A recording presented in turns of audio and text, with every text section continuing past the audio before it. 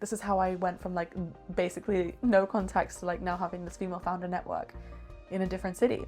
And I'm gonna now do it in another city and another city and another city. But like we should approach that mindset in every conversation we have. And you only will build your skills and network when you start talking, when you start asking, and when you start giving to people. Since I started, would constantly be like, how can I make this 1% better? If you know who you're talking to, then you're talking to them. If you're talking to everyone, then you're kind of not talking to anyone. I set myself homework every week. And this is strategy homework. I pray that I look back 1 year from now and I'm like, oh, she was cringe. Because I know that if I'm doing that, then I'm in a different place. Welcome back, everyone. Thank you for joining us today. I'm sat with Maahika. Maahika is a really cool person. She lives in London and she's the host of her own podcast called Reclaiming Bossy. She started this podcast back when she was 19, and the way she started, the story behind it, is absolutely incredible. Number one. Number two, she's also the boss of her own company called Empower Sounds Media. And we're going to talk all about that in a second. But for now, Maahika, thank you for joining me today. Thank you for having me. Absolutely. So, the topic of conversation, or maybe the topics of conversation for today, is going to be who you are, the podcast journey, and obviously the company you have. Yeah. So we're just going to start with the very beginning. Uh-huh. And in one of the episodes, you describe yourself as going from party girl to healing girl to Dora the Explorer to now CEO. So I want to find out more about that. So I would say that that's been a progression in my life for sure, because I started my career while I was at university. And so I feel like that was kind of my different eras of university mapped out.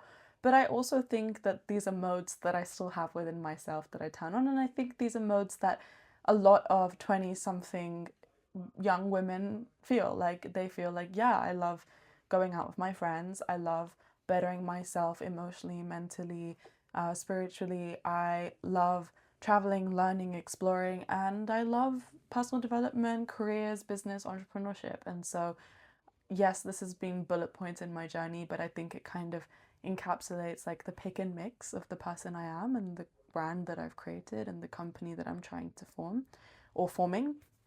And I, like I said, started my journey while I was at university.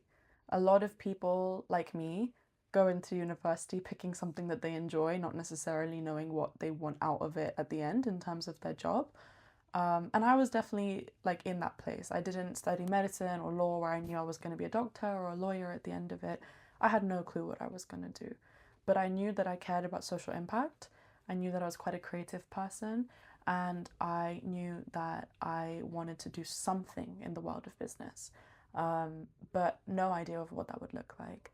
And I'm here now, but through a lot of trial and error, luck, mistakes, interesting conversations. And so, yeah, my journey has just been about like asking for things, taking a leap, trying things, failing, being cringe, and then trying again, and just kind of creating this like weird collage of things that I enjoy and things that I care about, trying to serve people that I care about. And just to say how relatable that is. Mm-hmm. I'm 24, Mm-hmm. a bit older than you, Mm-hmm. but I find myself in a very similar situation, and I feel like I have been in that situation for a number of years now, because just like you, I want to have some sort of social impact. I want to do something on my own. I would like to have my own company, and I'm trying to figure out how to do that. And I look at you, and I feel like you've got all figured it out somehow. Hey, social media is a lie. I'm working on it, but I don't think anyone truly has everything figured out. Which I meant to that, believe you. So going back to a party girl Mm-hmm. and obviously healing girl, Dora the Mm-hmm. Explorer, I really want to know about those phases. Okay. So you want me to start from the start? Yeah. I studied in London at UCL, and I grew up in quite a small town where no one looked like me, no one really had the same interests as I did, and I dealt with like my fair share of racism and just feeling like a bit weird and like whatever. And I had good friends, but it was just like I was so eager to leave. And so when I did leave, I went a bit crazy and I was like, how can I just say yes to everything? Every club, every society, every night out, every person. I didn't want to be cliquey. I wanted to be friends with everyone. I wanted to try everything. And that was really my era of like learning to be a yes person. And that was so fun. I really, really, really enjoyed it. And if anyone knows me from like my first year of university, I was definitely the furniture in the club. But I loved dancing, meeting new people, and that came with. There is a really fun side of going out and meeting new people, but like this was post pandemic, and there is a lot of safety concerns that come around with being a woman and going out and all the stuff. And I had some unfortunate experiences, and it made me kind of retreat into my shell and decide maybe I don't want to go out as much. I think sometimes when you come to university and you want to be friends with everyone, you realize you can't, and you don't really develop deep friendships with anyone. So I felt very lonely. I felt very lost. I didn't really know who I was because I was trying to be liked by everyone, that I kind of lost a sense of self. And so Party Girl was fun. And again, I still love meeting new people, dancing, and kind of going and exploring. But it got to a point where I was like, this is not fulfilling anymore. Constantly chasing like the high of going out and doing the next big thing and like knowing where everyone's going and all this stuff is just not me. And so I went into kind of healing girl era where I was like, who am I? What do I care about? What do I want? And that came with like a lot of alone time, a lot of introspection, a lot of like trying different things. And that's how I kind of created the space to do the work that I do now.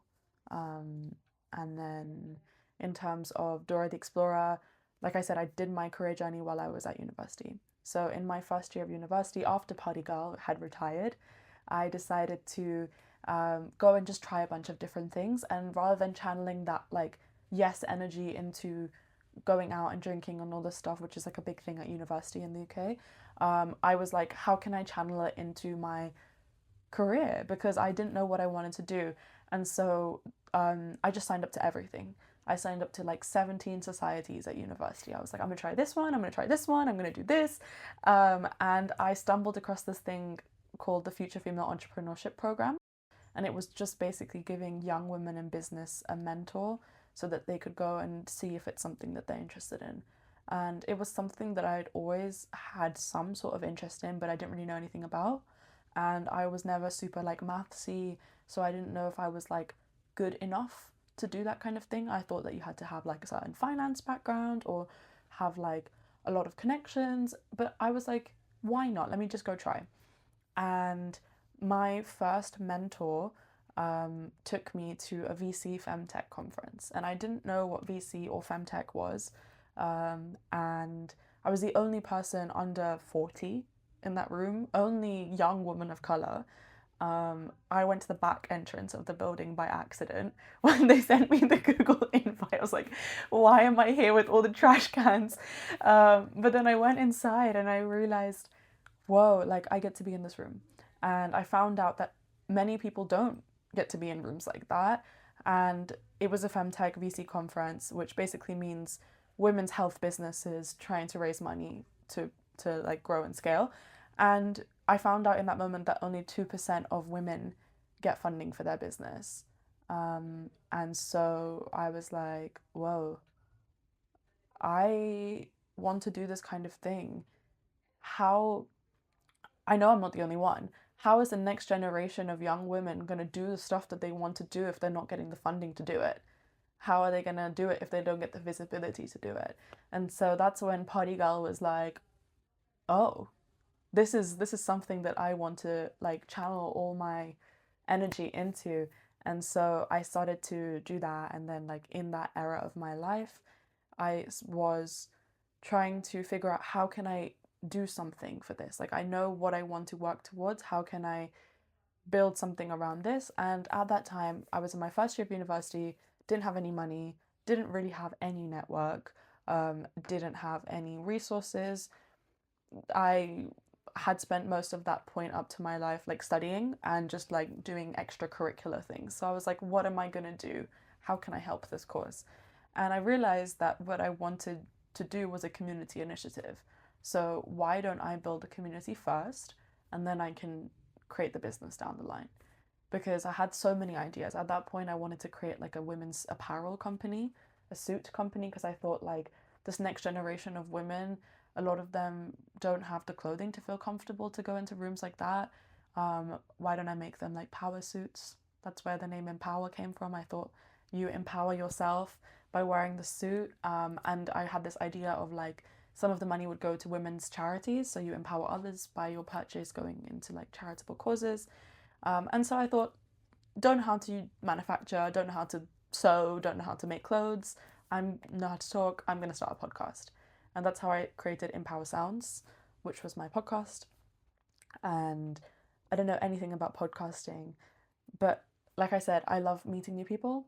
And I thought, if Party Girl can go meet new people, then now I'm going to turn that mode into how can I meet the types of people that can help me with this purpose. And so through this program, I found another mentor. She had a podcast, and I was like, hey, the best way to learn is to do. Can I work for you? I will literally do whatever you want me to. I'll do it for free. I just want to learn.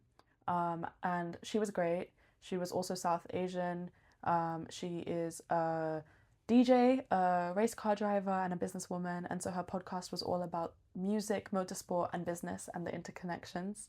She was my first internship boss that took me to my first techno rave.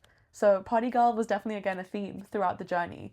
I remember being 19 and going with her to this like techno club, and we were in the VIP room and everyone was there, and I was like, oh my god, I'm here with my boss. But it was really, really fun, and I started to learn about podcasting through that.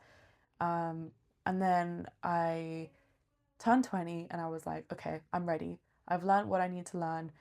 It's imperfect. I still don't have all the resources that I want to, but through this, I've learned how to edit a little bit. I've learned how to do different things. I'm just going to start. And I thought, new decade, new project, let's go. And I launched my podcast. I moved to Spain, hence Dora the Explorer, which is what I said when I was talking about my eras. And while I was in Spain, I just thought, I'm just gonna like learn more about myself and what I want, and I'm gonna see how this thing works out. And my little podcast, whilst it doesn't have a lot of views, in that time, 10, 12 weeks after it had just come out, reached 65 countries. And as a geography girl, that's what I did in my degree at university. I remember looking at that map and being like, whoa, I don't know people from any of these countries. Like, who is listening to me in Ethiopia? You know, who is listening to me in Tunisia? But it made me really happy. And I was like, in that moment, I was like, this is something that I've done just for myself and for other people rather than like trying to do it for like image and stuff. And I was like, this is something that no matter how long it takes or how hard I try, I want to like really put my all into it. And then since then, every episode, every season, every new thing that comes out, I just ask myself, how can I make it better, and how can I reach more cool creative women, and how can I make the other person watching this on the other side feel either happier, feel better off because they've learned something, or feel like they are less lonely in their confusion, in their curiosity, in their trying to figure out what the hell they want with their life and their career. And so that's how I kind of transitioned through the eras, and it's still going, and I'm excited for the next era. So I hope that answers your question. So it gives me a lot more clarity on your journey, to be honest. Because obviously what I listened to in your podcast was that it was a story I mentioned at the beginning of the intro about how you went to at 19 you went to the VC Femtech and you realized only 2% of women get funding. Yeah. And I believe you said something like, if that's 2%, 19% of people who get funding are people named Dave or Steve. Yeah, so there is another stat that says that more men named David get funding for their businesses than all women combined. And I remember sitting there being like, I don't know a single person called David. So that means that I don't know a single woman that's being funded for their business. And again, through building this community, now I know I could list off like 30 women off the top of my head that get funding and have secured funding. And we have people on the podcast who we've interviewed who've explained that process. So they're there. But that's why visibility is so important, because if you don't see it, you don't think it's possible. Like I said, I never thought that I could go and do business because I didn't think I was good at maths. I didn't see people like me doing this kind of thing. I thought that like, oh, if I want to do what I want to do, then I have to kind of follow a more traditional path. But once you start seeing other people doing it in unconventional ways, you're like, whoa, I can just like do it my way, you know? And so that's why I think like it's not just the funding is so important.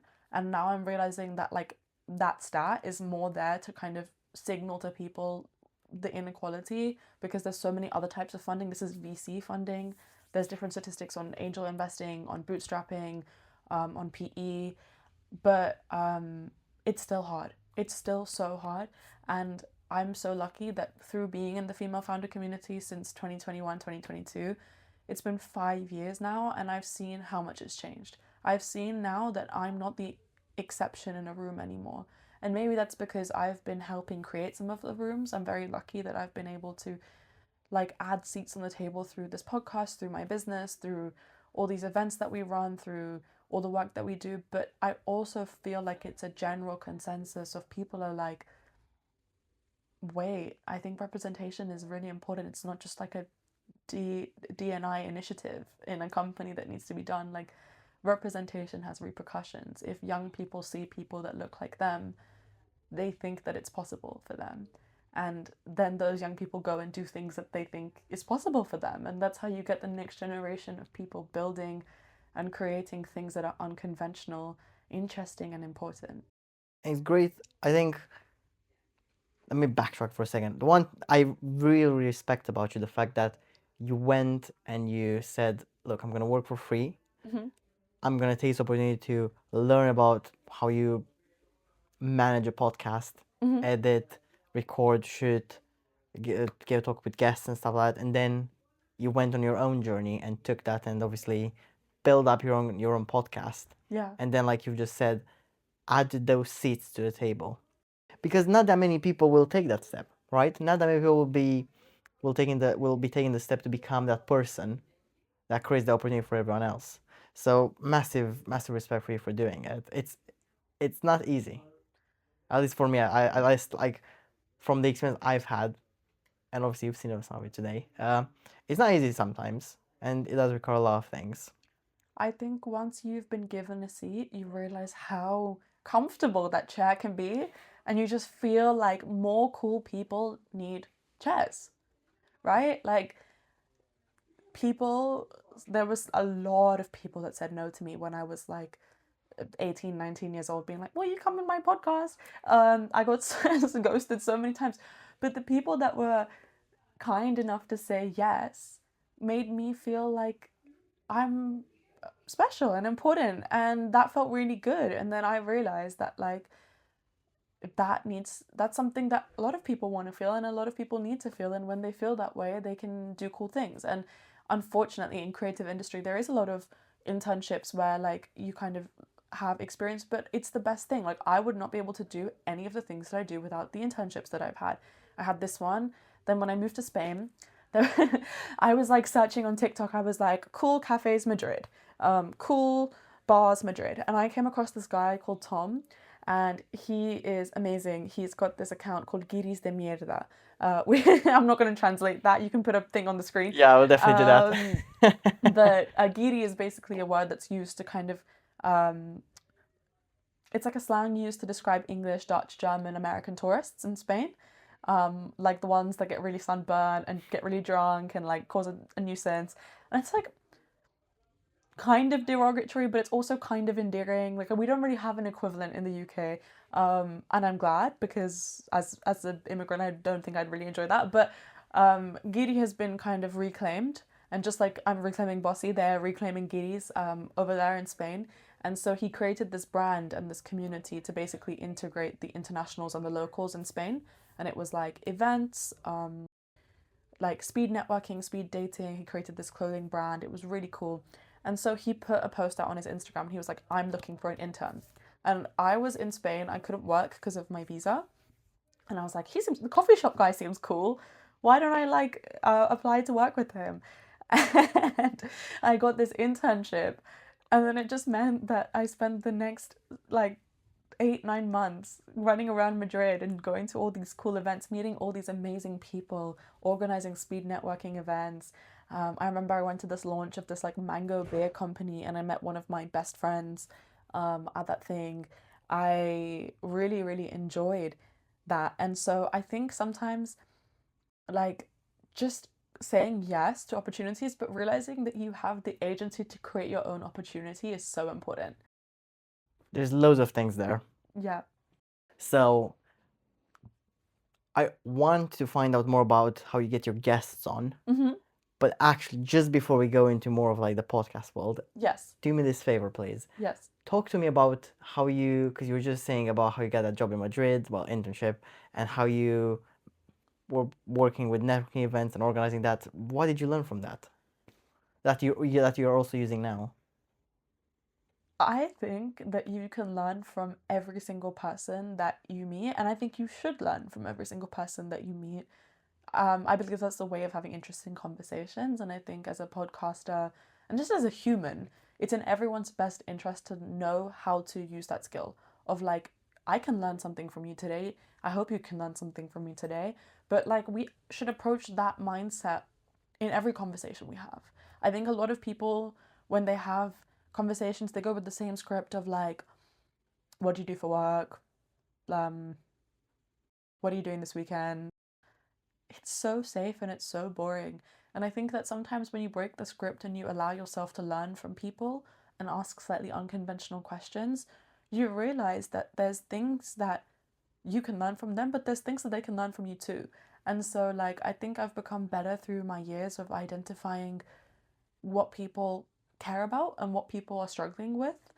And then as I've gone older, I now either have the skills to maybe offer them to like bridge that, and that's how I end up getting like unconventional roles, or I know someone.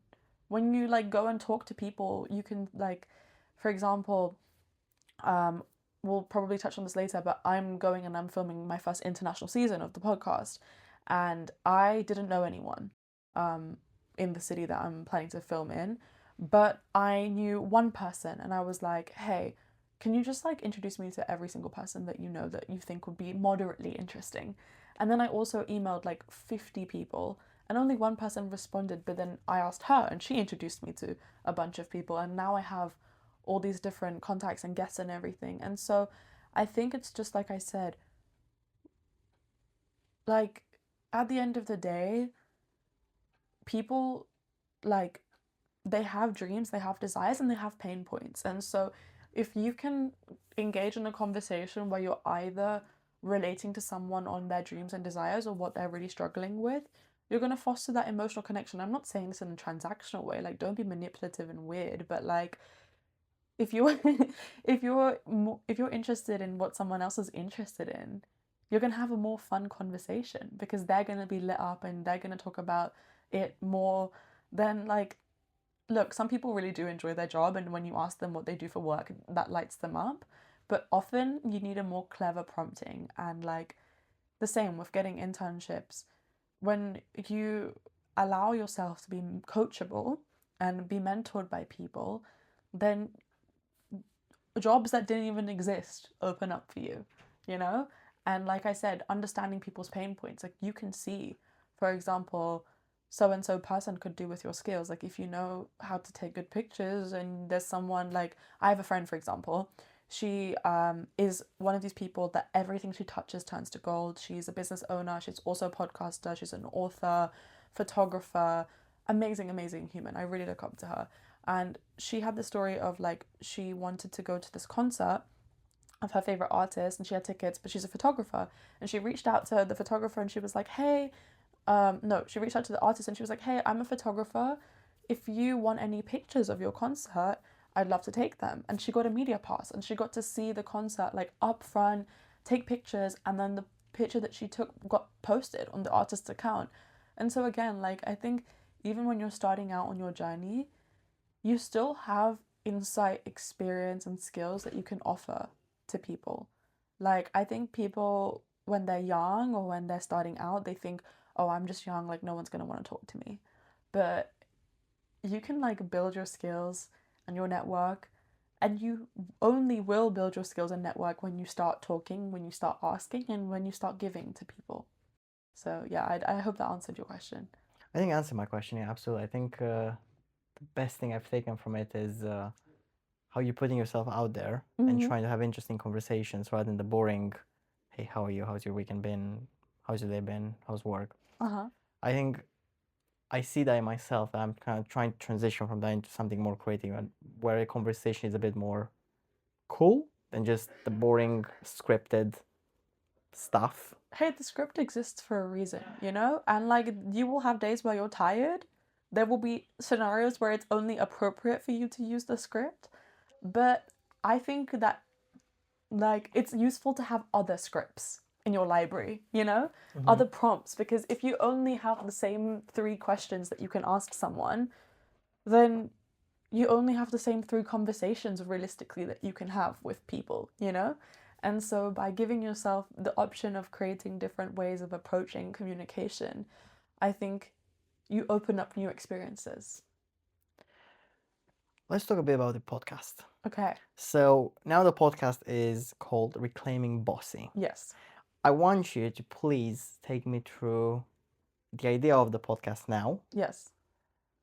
And we'll start from there. Okay, so like I said earlier, I started my podcast when I was a teenager. It was called Empower Sounds because I thought maybe I'm going to make a suit company down the line. That didn't happen. And I have a story about that as well. But I ended up creating a company, and my company basically takes the same challenges that I saw when I was interviewing people on my podcast of a lot of these people were so good at doing their work but not good at talking about their work, and they wanted to be better because they knew that the more you talk about yourself in a certain way, the more opportunities you open up for yourself, just like I was saying. And so they wanted their own podcast, they wanted their own personal brands, they wanted social media support. And so I started a company and I decided to call it Empower Sounds Media because I was like, it just takes the work that I'm trying to do on my podcast to a level where instead of empowering people on my platform, I empower them by helping them build their own platforms. And so I called it that. But then people kept getting really confused between my podcast and my business because they thought my podcast was my business. And I was like, oh. And then also, as I was growing a business and I was learning more about how to scale a business, I was like, I don't know if my target audience for my podcast is my target customer for my business. And so I was like, okay, I'm going to have to create a little bit of a separation. And so I was like, okay. And I had a lot of people say, when are you going to start interviewing men? And the whole point of my podcast was to create a space for women to have visibility. And so I wanted to be inclusive, but I was like, this platform was not created to be a 50-50 platform. You know, it was created to basically bring light to people who aren't given the same opportunities and to reach young girls who really don't have role models or want more role models. But I do believe that all founders need support with their storytelling, and I wanted my company to be accessible to everyone. I wanted to work with founders across all demographics, male, of different backgrounds, of different sectors. And so I was like, how can I make the podcast Gen Z, girly pop, girl boss, keep to the roots of where I started and really do justice to my business and make sure that I can help as many founders, brands, and organizations as possible. And so I was like, okay, podcast needs to be rebranded. Also, I was working on a lot of podcasts and I was working for clients and I was helping them with their branding. And I was like, my branding's kind of bad, you know, like no one really, like, empower sounds, what does that mean? You know, what does those 2 words mean? And I think a good podcast, like, you should kind of know what it's about from the name. Just like a good product, you should kind of know what it's about from the name, or you should have some sort of curiosity about what it's about. But I felt like those words were just like random, boring, and safe.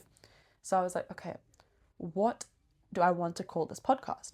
What do I want it to be about? And I was reflecting, and I've been called bossy so many times in my life.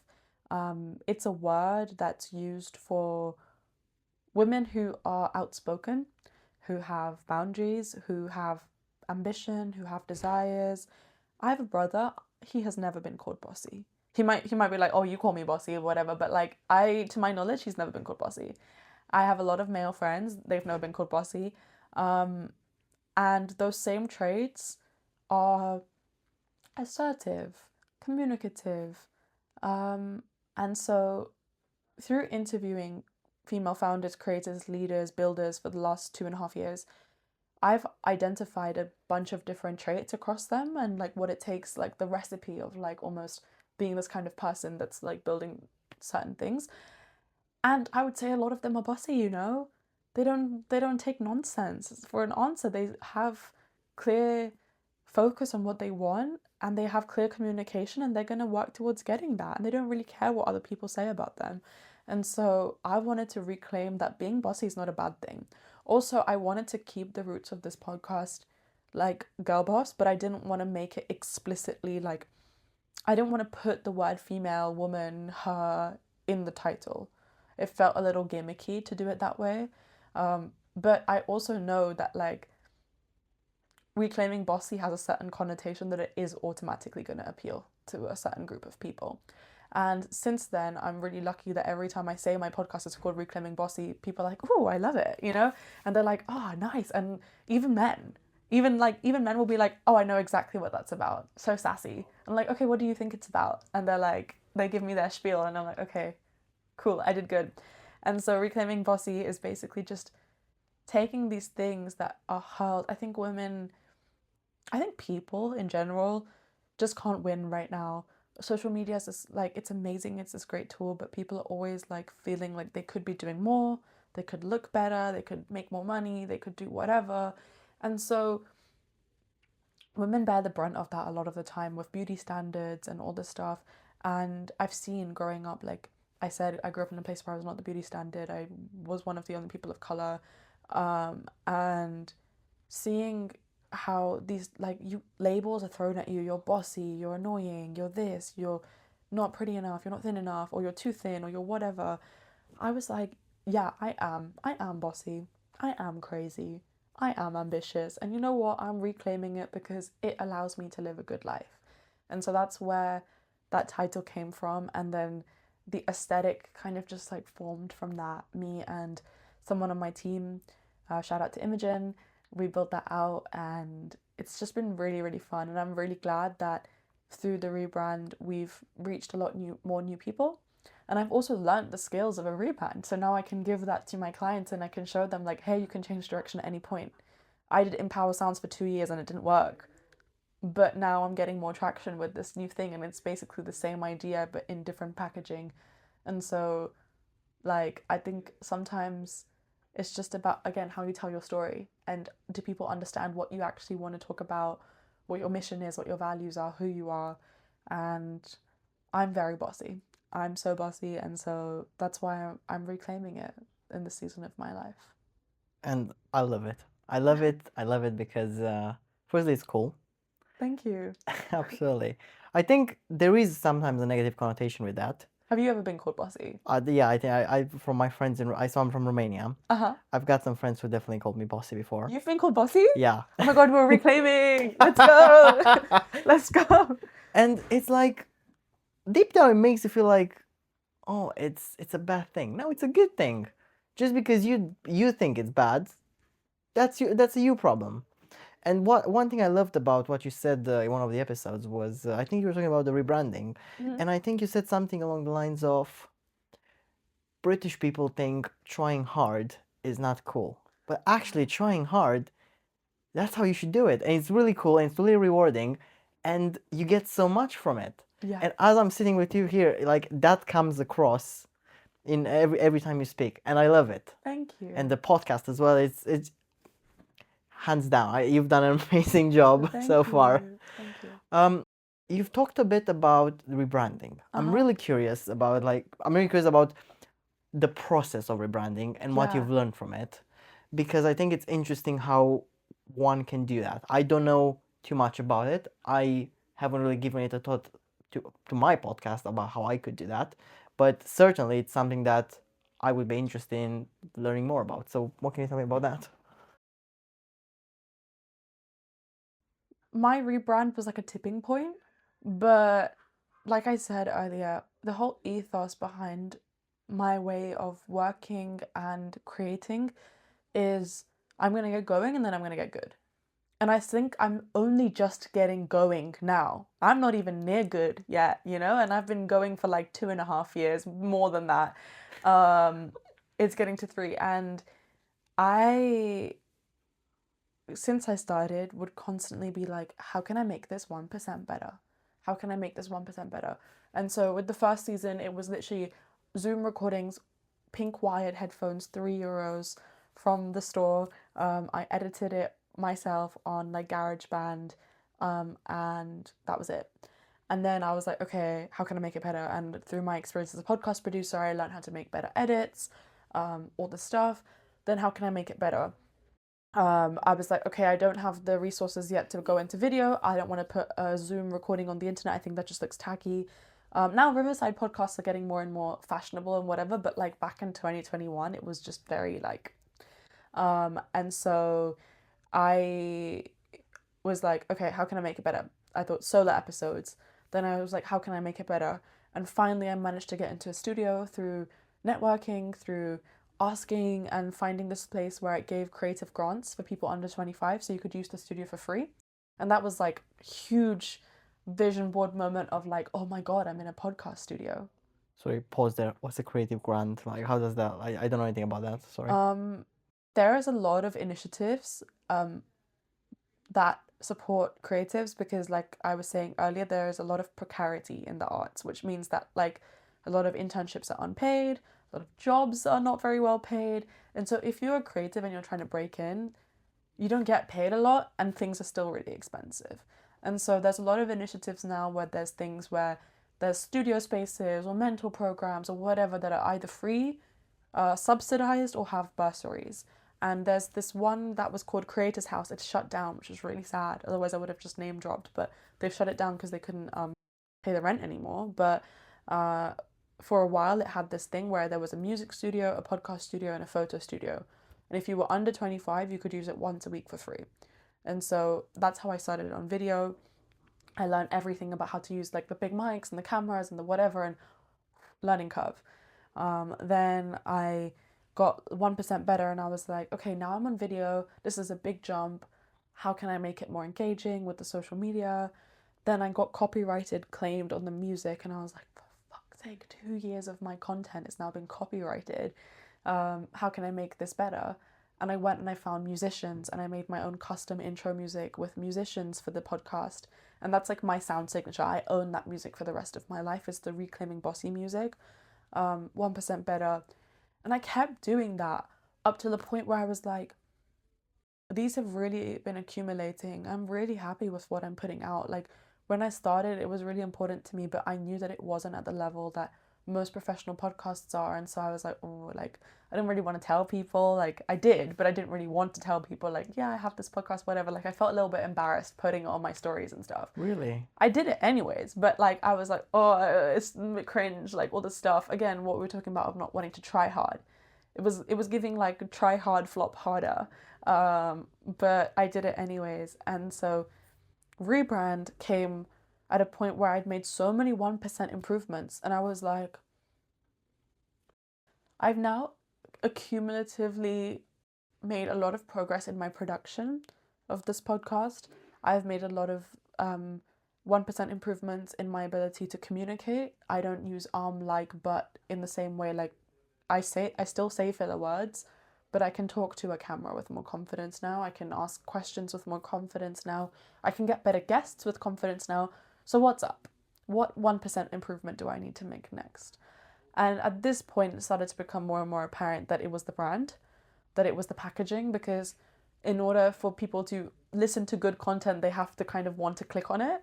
And I was like, right now, the podcast is not very clickable. The name is not very like comprehensible. It's not as aesthetic as I want to be. And so that's where the idea for the rebrand came. And then in terms of rebranding, To be honest, I took a lot of my experience in forming a company and I put it onto the podcast. Because if you want to create content for the masses, you have to kind of treat it like a business, in the sense of, when I created this podcast when I was a teenager, I was like, oh, I just want to make a podcast. I just want to like reach cool people. But then as I started doing it more and more, I was like, okay, let's think about it strategically, because your random approach isn't really working.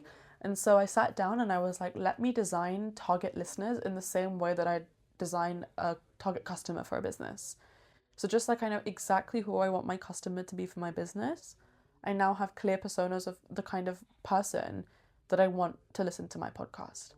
And it made it a lot easier that I myself and a lot of my friends are that kind of person. So it was just like borrowing influences and like whatever. But I can tell you exactly, like, we have names for these personas, exactly what their interests are, what their routine is, where they live, what's on their mind. And through that, I was able to redesign. I was like, what kind of aesthetic do they care about? What are they interested in? Because I'm trying to reach those people, but I'm like kind of like in the dark and just like making my own random content that's not really reaching anyone. And so when I started to actually think that there is a human on the end of the phone and consuming the content, and I was intentional of like, rather than having a niche, because some people go with the option of having a niche where they're only going to talk about one topic. They're only going to talk about like dentistry or sports nutrition or whatever. I love talking about lots of different things. I love interviewing people from lots of different spaces. So I didn't want that to be the niche. And so I decided the audience is going to be the niche. And that's how I approached the rebrand of, okay, how can we make what we've got more appealing to who we want to reach? And then I was like, okay, what are the kind of aesthetics? And like I said, because I am part of that community as a person, like, I mean, I was really close to this podcast because it's my child. I've been working on it for so long. It wasn't just about what do I like, because what do I like wasn't really working, but it was like kind of that vibe of, how can I make it something that the people that I want to reach think is cool, you know? How can I make it something appealing to them in terms of the fonts and the aesthetics and the colors and the content? And that required a lot of research. But then once that research was done, I treated it as fun. I was like, okay, we made a vision board. I'm a big vision board person. I made a vision board of what we wanted it to look like. And then before I could overthink it, I just did it. I just did it. I changed it. I got it trademarked. So now the only person that's reclaiming Bossy is me. Um, and yeah, I'm really happy. And I think I learned a lot about building a brand because I made a lot of mistakes at the start. And through that, I learned what doesn't create a brand and what doesn't work. And like, what a lot of mistakes of like, because so many people have the dream of wanting to create content. And look, like, I'm not where I want to be in terms of listeners and everything. I want to reach more bossy people. But I've got better, and like, I've grown certain platforms. Like my TikTok is now grown to like almost 10K, and my LinkedIn is also like growing, and all these things. So I've kind of got better at knowing how to make people care about what you're saying. And even with the podcast, whilst the overall podcast hasn't reached as many people as I want, certain episodes have done really, really well. And so through that, again, you take the data of like, what do people care about? How can I make people care about what I care about? Because you're just trying to make people, and people think, oh, like the packaging stuff is so superficial. People should just want to listen to it because it's important. Yeah, but like, you are fighting for someone's attention. Right now in 2026, attention, we are in an attention economy, you know? There's so much content out there. Someone is giving you their time. And so the way that you package it is important because you have to make that substance appealing. And so brand is everything. I mean, content is everything, because once they click onto a good brand and the content is bad, then they're going to go away. But in order to attract the right people, you have to have a good brand. And that's something that I'm really like doubling down on this year, because I think I've only just started to figure it out, because we've only been reclaiming Bossy for a few months, you know? So slowly, step by step. That's incredible.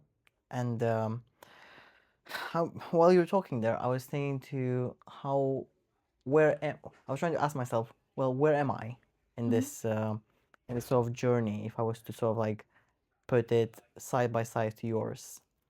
And I feel like, well, no, I know is different.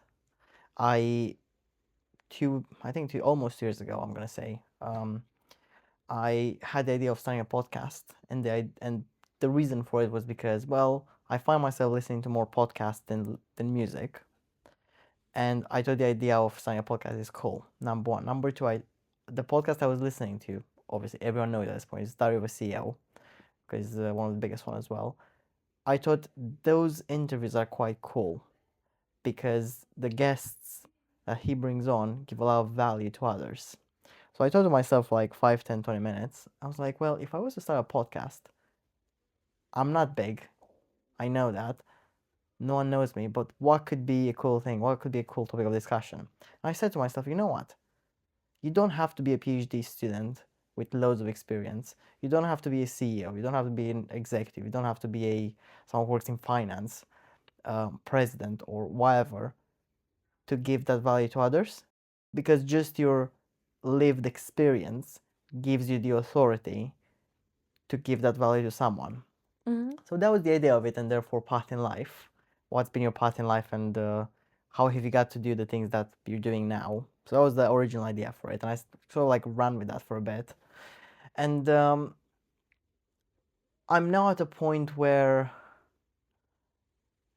I'm wanting to sit down with people and like find out more about them, how try to learn. So for example, I have a great example for this.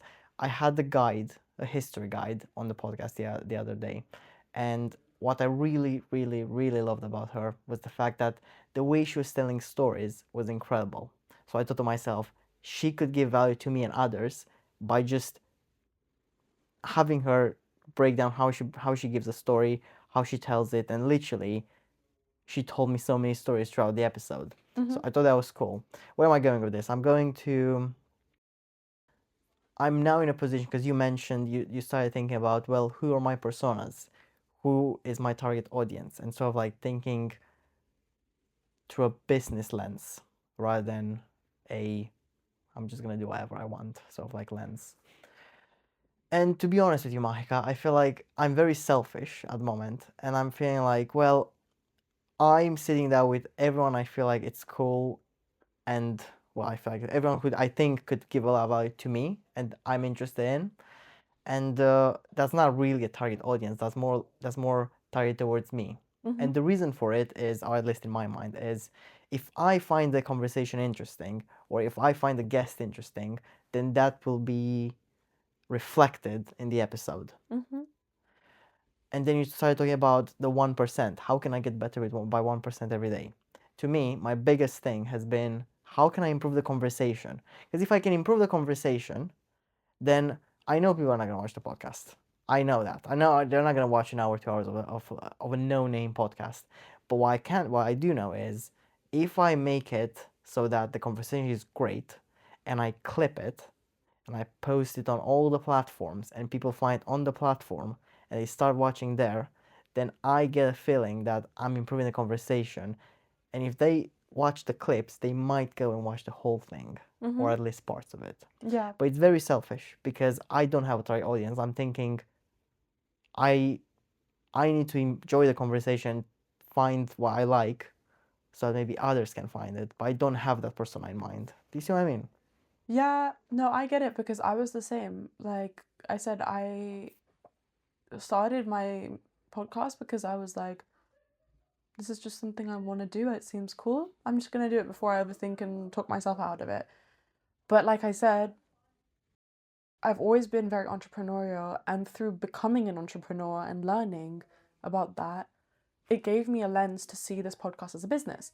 And I realized I want this podcast to be a professional thing for me. I don't want it to just be a hobby, right? Like it's so fine if you want it to be a hobby, like, and a source of joy, but I want it to be a source of joy and a source of income down the line. It's not right now, but my brain went, okay, for me to want it to be a source of income, I have to think of it like a business, and it has to bring value to a customer, and the customer is not paying through listening, but like there's a difference between a customer and a consumer.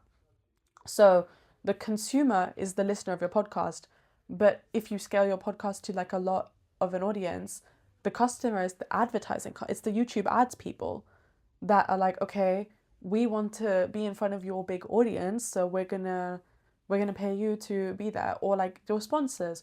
And when you have a small podcast in terms of listeners, that doesn't work, but you can also sell to your audience. So that's what I do with my business, where I'm like, if you listen to this and you want help with your story, then you can come work with us. And so I was like, how can I continue to do what I love and get paid for it? And I started to see it more as a business. In terms of the conversation and bringing value and becoming better, that is so, so, so important. And I 100% agree. But like when I was looking for guests at the start, it was just, who do I think is cool? And then when I started to think like and grow that, I would reach out to people and be like, do you know anyone cool? And then my friends would respond to me like, what do you mean by cool? And then I realized everyone's criteria for cool is different. And like I said, when I became really clear on who I wanted my listeners to be, then I was like, okay, will these people think this person is cool? Will these people get value from this conversation? And now I've reframed the interviews where it's like each interview is a playbook. So it's like the franchising playbook, the fundraising playbook, the VC playbook, the like all these different things. Like, so I know that this audience is gonna get actionable insight, experience, and entertainment from every conversation. And that's like a strategic way that I'm thinking about it. I still think they're cool. But you know what? Like I said, me going off vibes wasn't really working in terms of a strategy. I think it's so important. You have to keep vibes in because vibes is what makes it fun. And if you take the fun out, then like what's the point? And I think fun is really the secret sauce. And it's the only way that I've been able to be consistent and put out a podcast as often as I have for the last 2.5 years. But like I said, I think if you want to treat it like Diary of the CEO, Diary of the CEO is a business, you know? Stephen gets paid like Millions. And it's not because audience is paying. I mean, now he's got live shows and everything and blah, blah, blah. But that's because he's designed a persona. Or I think in one of his podcasts, he said he designed 4 personas. And they now say that like they don't bring on guests if they don't think that one of these 4 personas is going to benefit from the conversation. Now, Stephen is controversial because he's brought on some funky guests recently that have caused controversy and like whatever. I still think that it's a great podcast and he's a good interviewer, but like if you know who you're talking to, then you're talking to them. If you're talking to everyone, then you're kind of not talking to anyone, you know? And I realized this the hard way because I wanted to, and it was the same when I was doing my party era.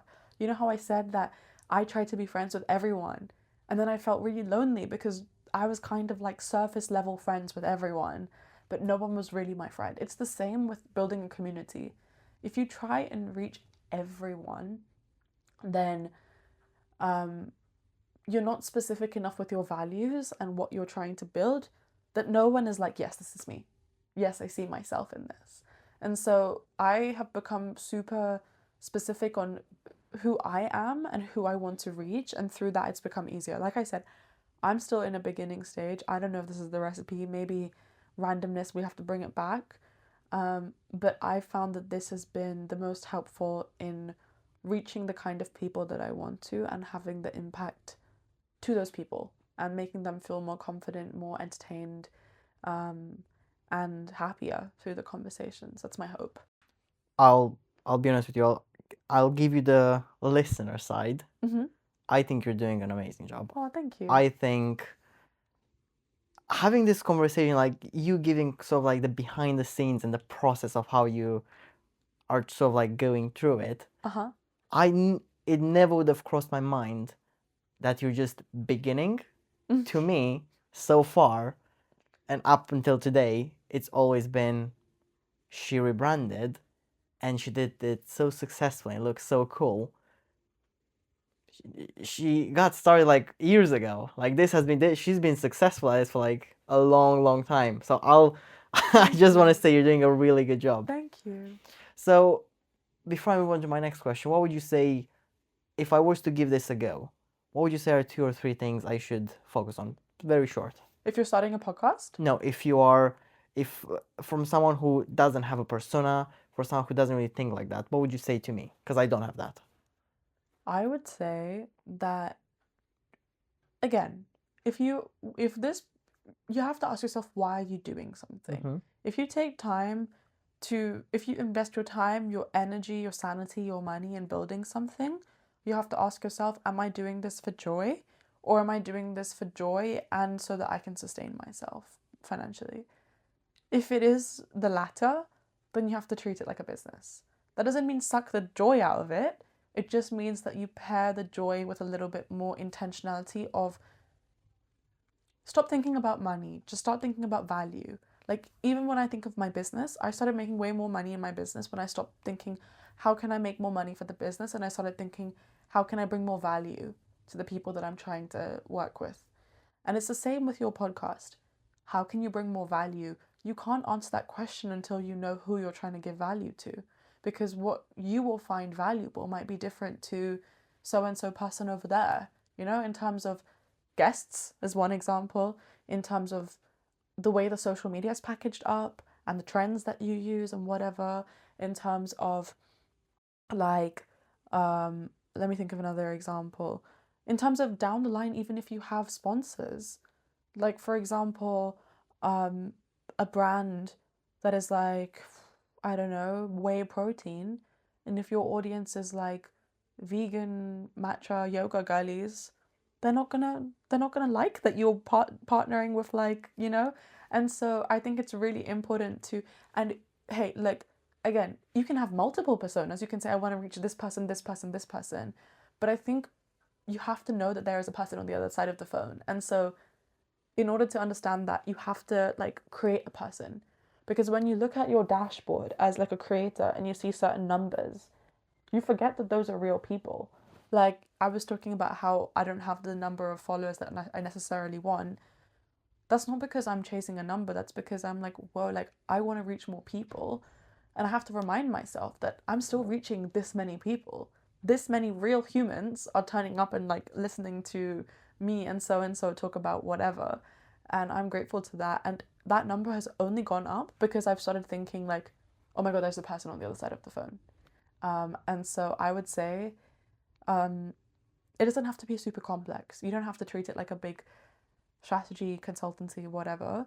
But I would say, ask yourself, who is the person on the other side of the phone? Or who is the group of friends on the other side of the phone that you want to be listening to your podcast?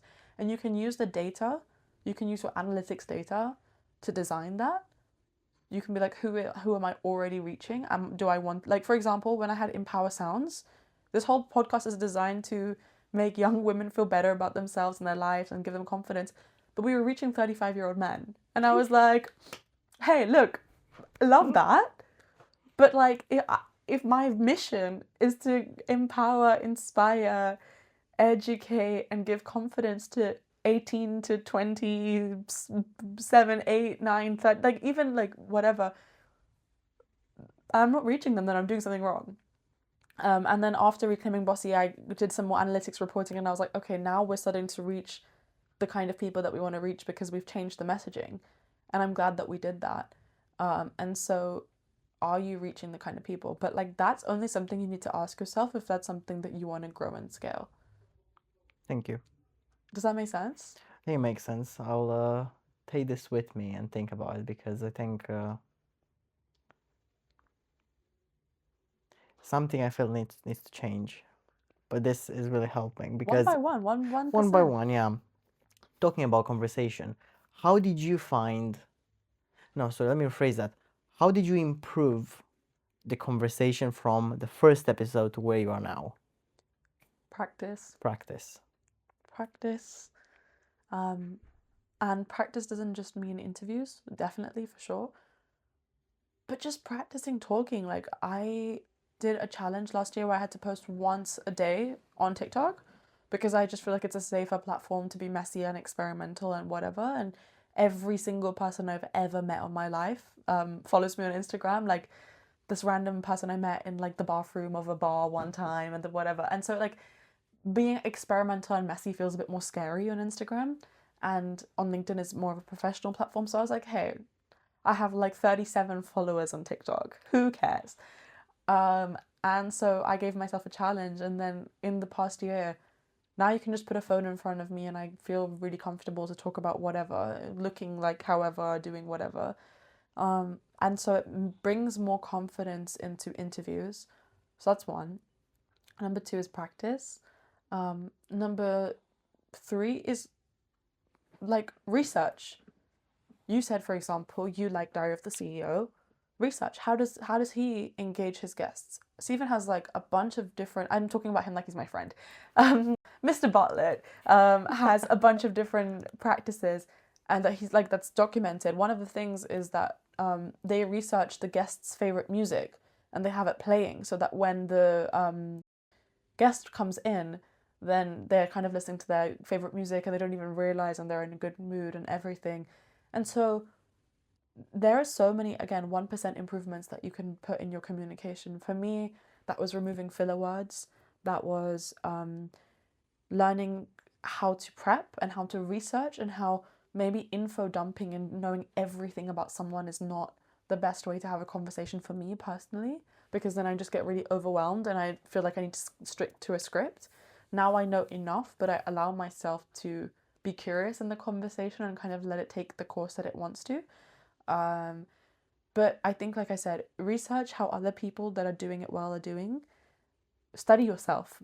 So I know it's so embarrassing listening to yourself back on audio. It's like it's the worst thing I ever. got over it. After the first 1 hour episode, I was like, I sound actually quite cool. Yeah, okay, well, you're doing better than most. Now I've got to a point where when I'm in a bad mood, I listen to my podcast and I'm like, yeah, let's go. When I need advice, when I'm overwhelmed, I'll turn that thing on and I'll be like, okay, tips for overwhelm, let's go. No, but I study yourself. Like, I know I have certain tics in terms of how I communicate because I'm a person, I'm a human, and I'm getting better at not doing that and like communicating with more confidence. And then just make it fun. Have fun. Like, I'm having so much fun right now, and I think it means it's easier to communicate. But like I said, you do not have to do this big 360 glow up. It's just about how can I make every conversation that I have better than the last. In terms of production, in terms of communication, in terms of clarity. You know what? Sometimes that's not going to happen. I still sometimes have episodes where I feel like I missed the mark, or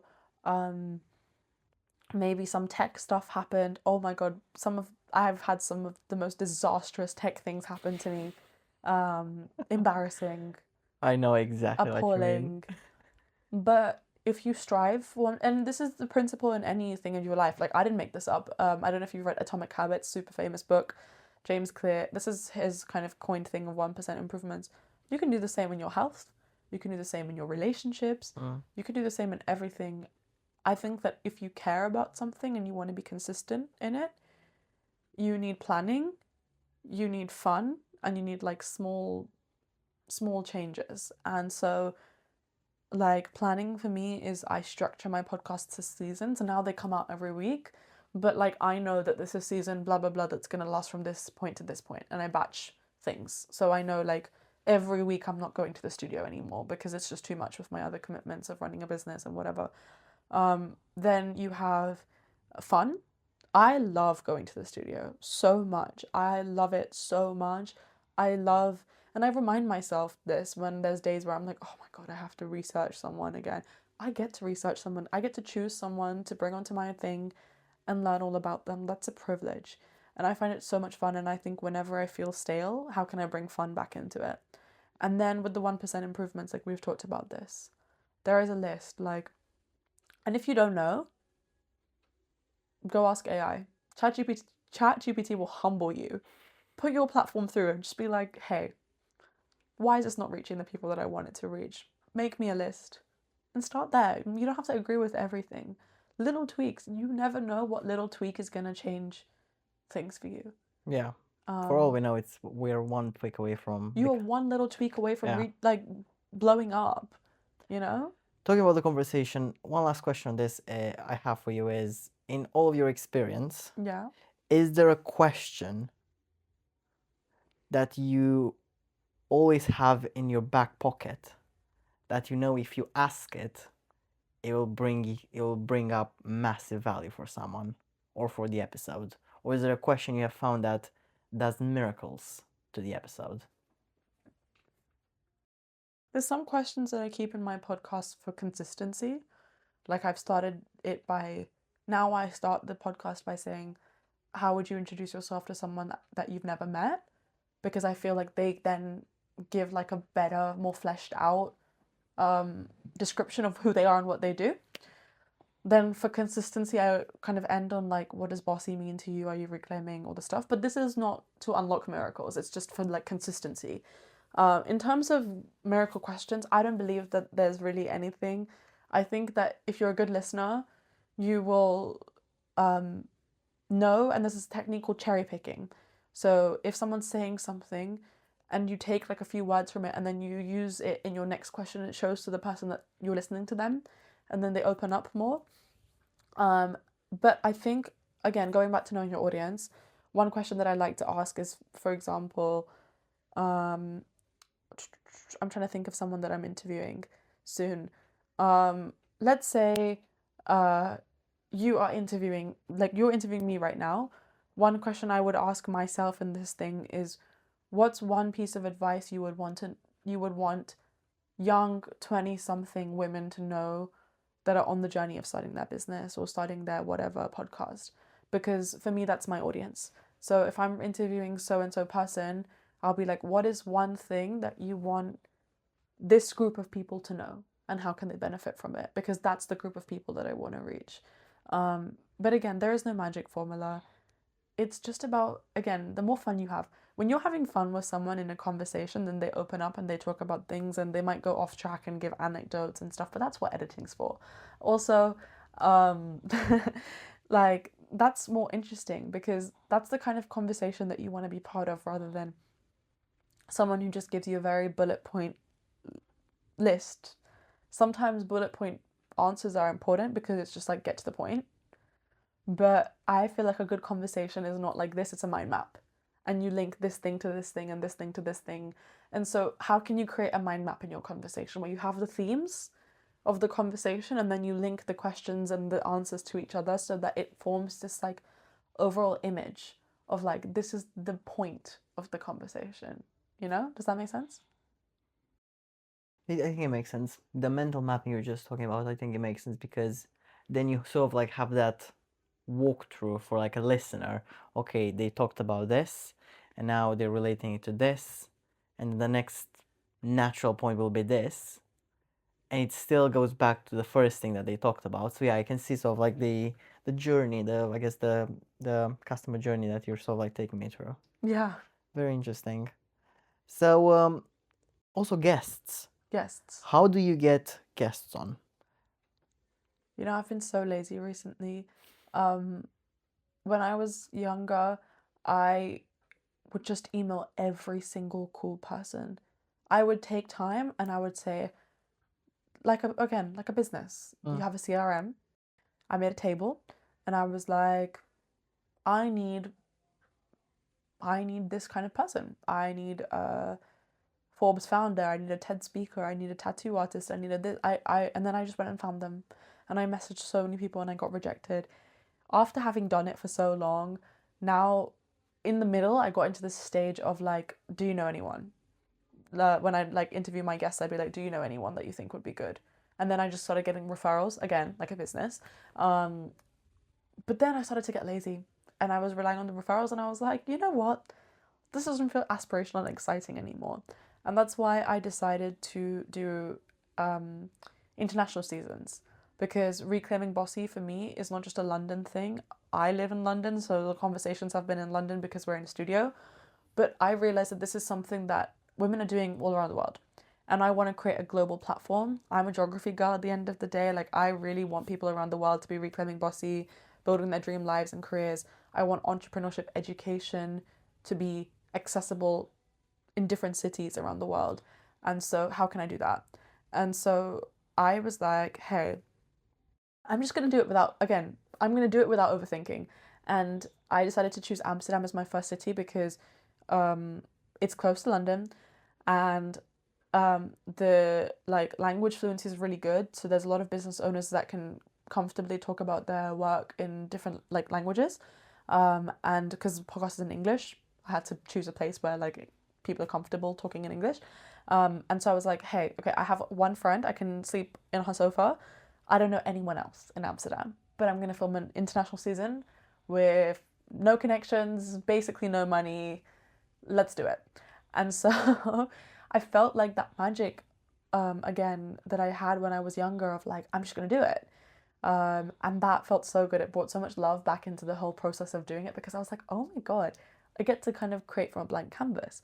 And initially I was anxious. I was like, what if no one responds to me? What if this is a flop? I've already booked my train. What am I going to do? But I sent out 50 emails. Only one person responded to me out of all those emails, but she was really cool. And we got on a call and she agreed to speak to me. And then I was like, who do you know? And she put my message on a group chat of female founders in Amsterdam in a specific sector. And that was exactly the kind of people that I was trying to reach. And then people started coming to me and they were like, hey, can we call you? Can we come? And now I have all my slots booked in for this international season. And in terms of studio, again, being a student founder, being a student creator, you learn to get resourceful. I started messaging all these studios and I was like, hey, I have a company in London. Do you want to do an international collaboration? And they were quoting me 800 euros for 2 hours. And I was like, how do I tell them? How do I tell them that Miss CEO? No. And so I was like, okay, what else can I do? And I remember I met this guy on a pub crawl when I was in Madrid once. Again, bringing Dora and Potty Girl, like I said, their modes, they come in useful. And he works in advertising. So I messaged him and I was like, hey, do you want to add podcasts to your portfolio? And he was like, yeah. And I was like, do you know where I can shoot? And he was like, my office has a room because we're an advertising agency. We have some equipment that you can borrow and you bring the rest. And I was like, right, cool, I have mics. I'll bring the rest. And so I managed to basically plan this whole season out for less than £100 and it's like international season. And I was like, okay, how can I make my podcast 1% better? Because brand is good now, production is good now, but we're still not reaching the people that I want to reach. And I was like, I think it's because the magic is gone and it's boring and I've got lazy and it's not fun anymore. And I was like, okay, what would be fun for me? And this is fun and I'm really excited and I've been documenting the behind the scenes on like the podcast socials of like, this is how I went from like basically no contacts to like now having this female founder network in a different city. And I'm going to now do it in another city and another city and another city. And I'm really excited for that because I have all these ideas of like how to basically make this podcast offline and do like offline events and all the stuff and bringing all that back. And so linking back to your question around guests, I think again, remembering there's a person on the end of it. And sometimes you have to remember that, but then also you have to think of it like data. Like I said, I got rejected by everyone else but that one person who responded to my email. Or maybe like I just went into their spam inbox. You know, it's not that serious. Rejection, I feel like it sucks. And you know what? I got lazy for a bit because it's nice to not be rejected. It's nice to have things come easy for a while. But when you risk being rejected, when you risk getting ghosted, when you risk feeling a bit like an idiot, then you can go to another level and you can do all these cool things. And so I think cold outreach is huge. Again, remembering that there's a person on the end of that. So when you ask for something, remember you're asking a person. So be nice. If you use AI, amazing, but like humanize it. Make sure that you are human talking to human because people get botty. I get the weirdest cold emails where people spell my name wrong. It's like really like weird font and you can just tell like it's bad, like they've literally just copied and pasted and they haven't even bothered to change anything. So personalize, use outreach, and once one door opens, that is not just one door. That is a door to another world. So ask that person, who do you know? And then they know people. Who do you know? Who do you know? And then, like I said, keep your guest in mind. So I knew the kind of people that I wanted to interview were either in the founder space or in the creator space or building something of their own. and they were doing something that could be interesting and actionable to my target audience. And so, again, by finding one person that fit the bill, her friends fit the bill, you know? And so it's like, yeah, it takes a lot of work to get the first person, but then once you get the first person, it's so much easier. Also, like when I started my podcast, once I got the first few cool people, when I sent my cold outreach, I would say, you're going to be joined on a platform with this person, with this person. The first ever female sergeant at arms to the House of Commons in 600 years. That's cool. Forbes founders, TED speakers, all the stuff. And so when they see other people have said yes, they'll be like, yeah, why not?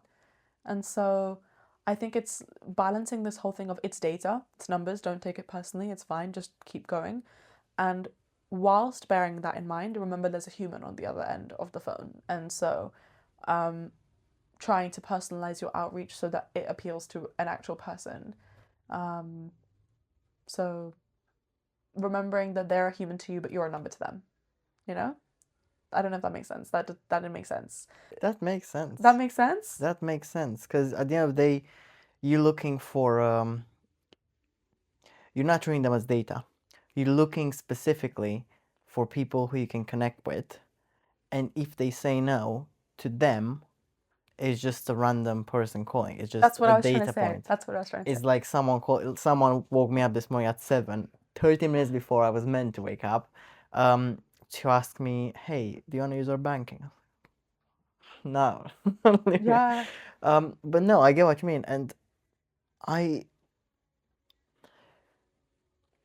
me say this properly. This past hour and a half we've been together, you've got me so excited. That's good. And just the past couple of minutes, you've given me so many ideas on how I can improve my messaging and like the cold outreach.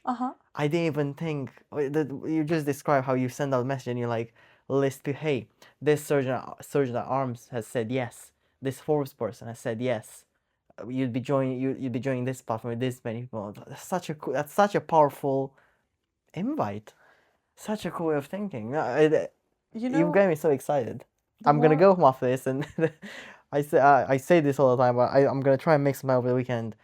Probably think about how I could do that 1%. You know what? There's two things I want to say. Number one is,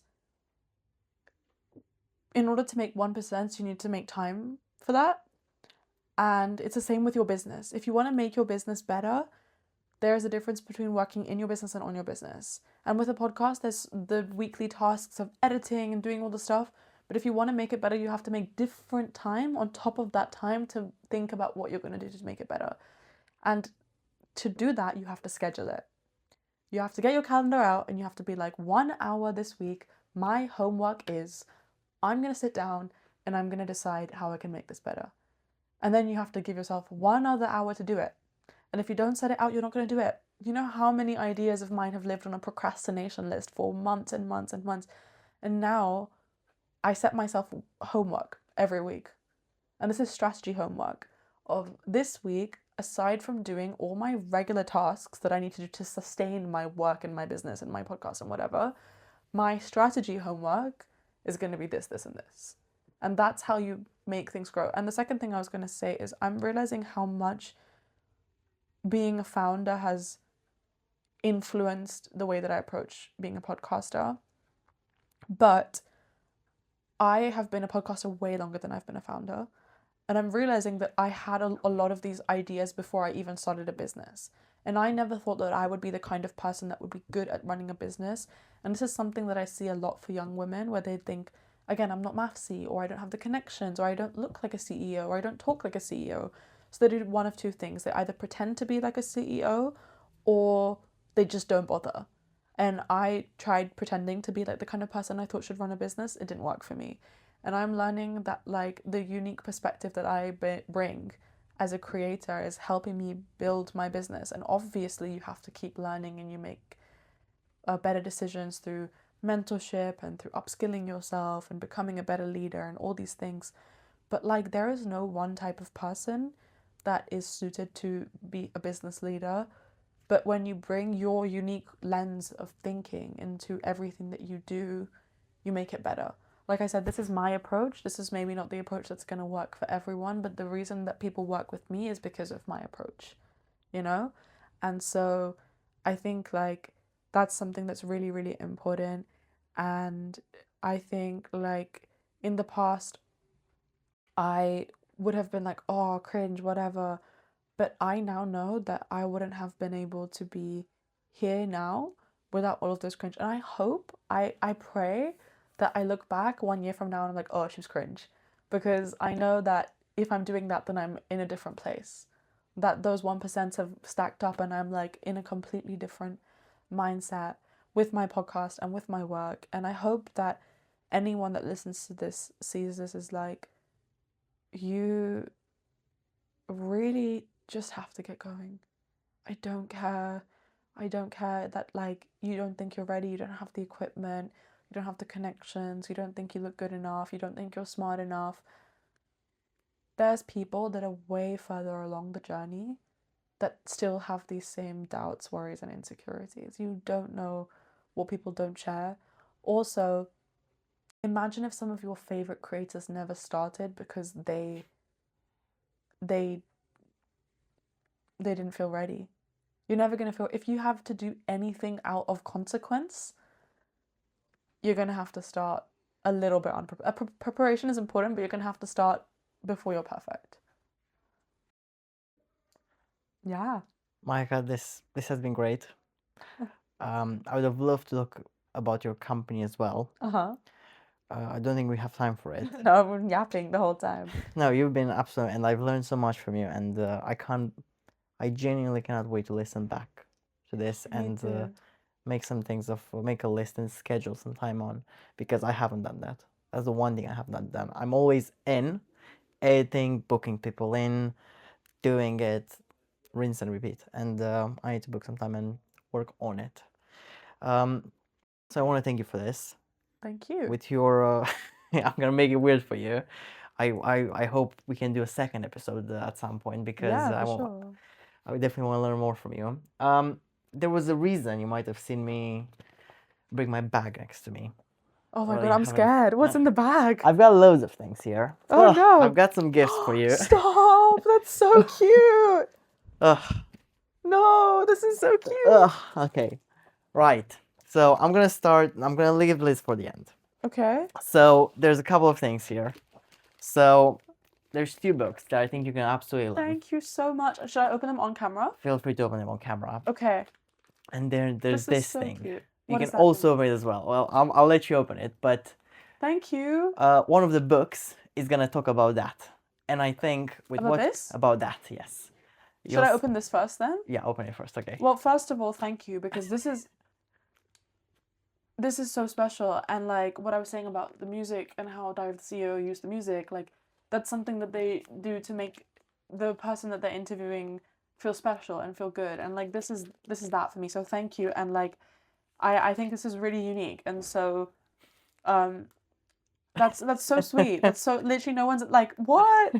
Okay, I'm curious. What is this? Because I can't figure out what it is. Oh, it's once you open it, you'll so like understand what it is. I don't know if you're gonna guess it right away. I think it's like I think there might be like a thing on it that's gonna say. It feels like a tech thing. It's not a tech thing. It's not a tech thing? No. Importer name. What is this? Harmonica? It's a harmonica. Oh my god. That's so random. It is random. There's a point behind it. One of the things. So there's 2 books in there. Okay. And I've read both of them, and they're both very interesting. The one you're opening up right now, it's a very cool book, especially for someone who's building a business. Okay.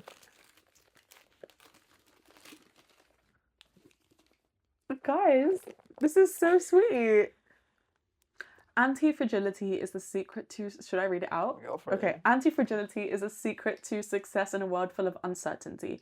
A system for turning random mutations to lasting advantage. Highly entertaining. Whether you find Mr. Taleb, who I'm guessing is the author, amusing or irritating, you want to read on. This is so cool. The premise of the book is that... I'm not giving too much away, guys, like it's at the beginning as well. It's whether you build a company or whether you build, I guess, whatever you're building, there's 3 categories that the book talks about. It talks about fragile, Uh-huh. robust, and anti-fragile. Okay. For example, companies that are fragile, when an event happens, they disappear. Mm-hmm. A company that's robust and chaotic event happens, they withstand the event, but there's not much consequence of the back of it. However, anti-fragile companies are companies that when a chaotic event happens to them, Mm-hmm. they not only withstand, but they benefit and improve. Wow. I love So that. it's a great book if you're into business, and you are, and it gives a really cool explanation on how you can achieve that and how history repeats itself, and it's a really cool thing. Now the second book Okay. is also, I think, it's like perfect for someone like you. This is so. Do you know what? Like, books are actually my love language as well. Like, this is crazy.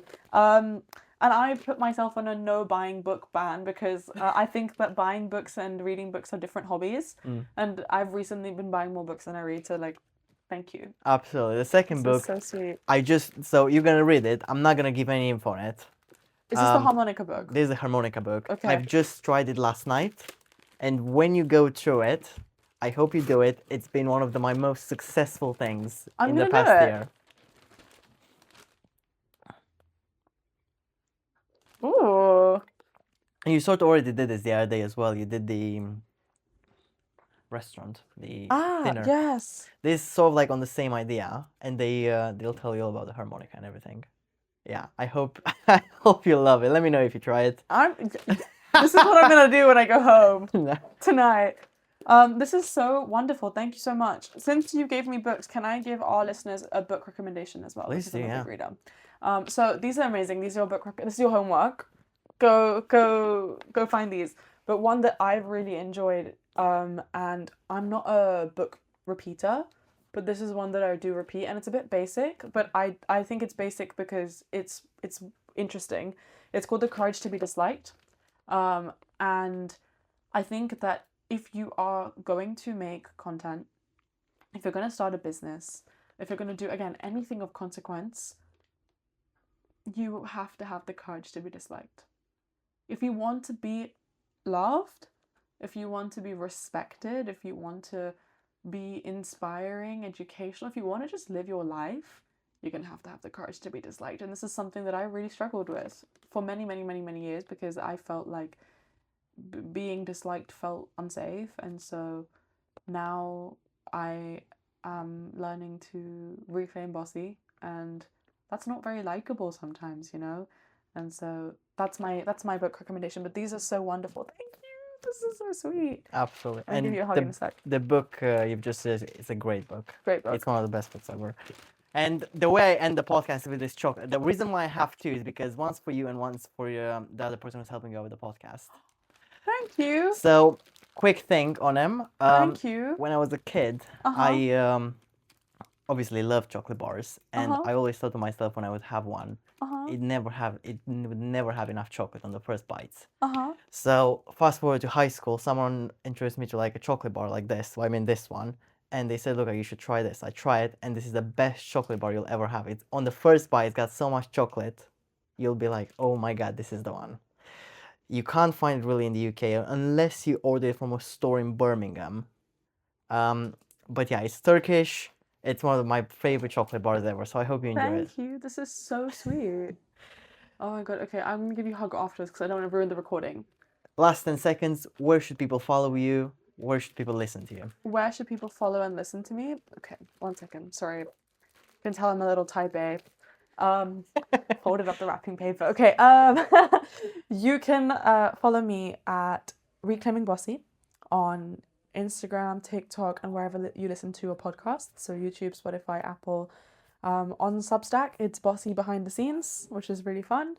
And I write kind of more about my journey of building this platform and kind of my feelings in general about life, relationships, or whatever.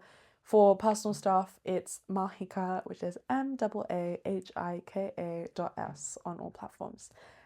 Thank you. I've really, really enjoyed being part of this discussion. Thank you so much. And if you have any questions about building a business, building a podcast, being bossy, being bad at stuff, and then getting better and better and better, then you know where to find me. Feel free to send me any questions. Maahika has been great. Thank you. Thank you so much. This has been so nice.